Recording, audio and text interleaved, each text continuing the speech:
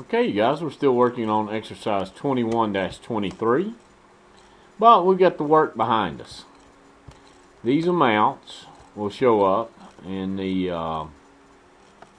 operating section of the statement of cash flows when we prepare it using the direct method. And we're going to bring those over to this other tab here.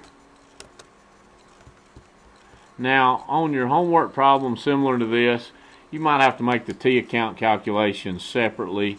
You certainly will on the final itself. But we're just going to head it up here with the name of the business.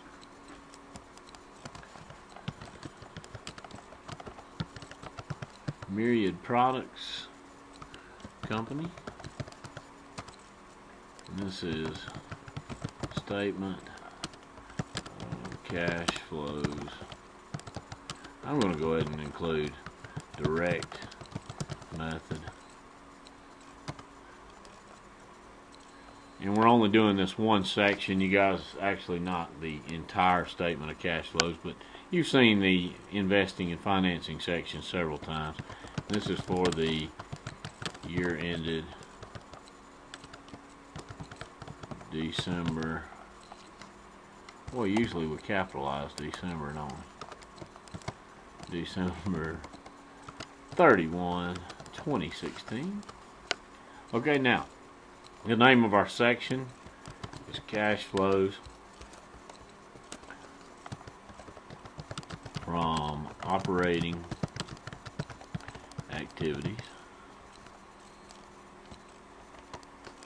And then we're just going to list. We'll start with cash coming in. Well, what do we have?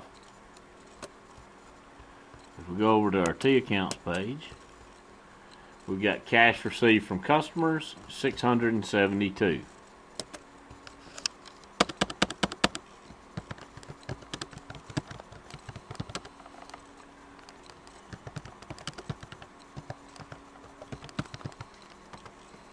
And that's a positive 672.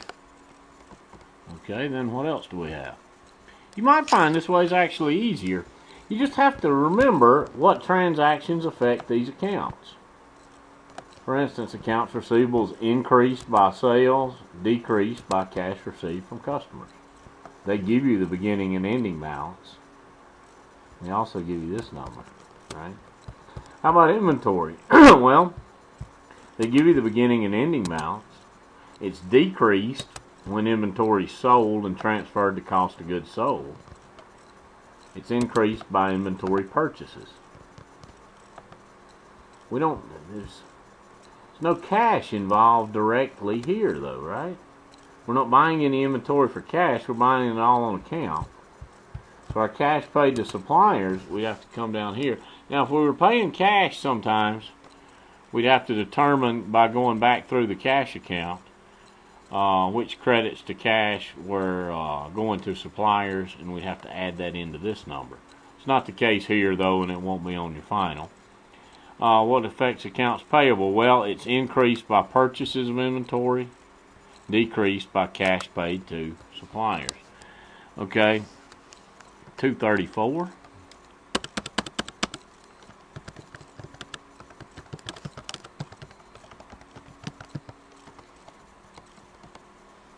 And that's cash going out, so we'll show it as a negative. Remember, we show negatives in parentheses. Of course, you all know that by now. What do we got next? Cash paid to employees, 116.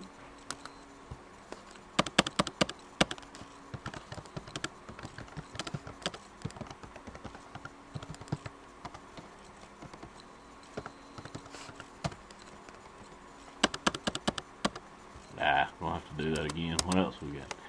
Cash paid for interest, 15. And remember, these are actually in millions, but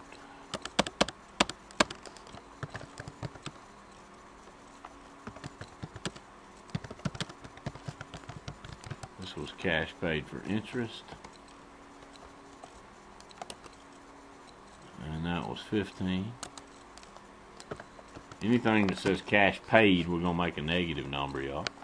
Cash received, of course, will be a positive number. And then we've got cash paid for income taxes.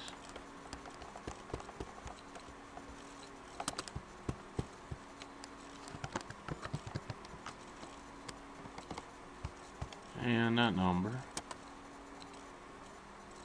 was 86, or 86 million actually. Then we come over here and we'll call this net cash flows from operating activities. It's a positive number when we sum these, so we call it net cash flow from operating activities. Remember, if it were a negative number, we'd say net cash flow used for operating activity. And that'd be a really bad sign if that's a negative number. It kind of implies if we operate at a higher level, we're just going to lose more cash. And you guys practice this one. To me, the key is going through these T accounts. But I don't think it's too bad, especially if you understand the underlying journal entry, and I think you all do. If you have any questions, please be in touch. Thanks a lot.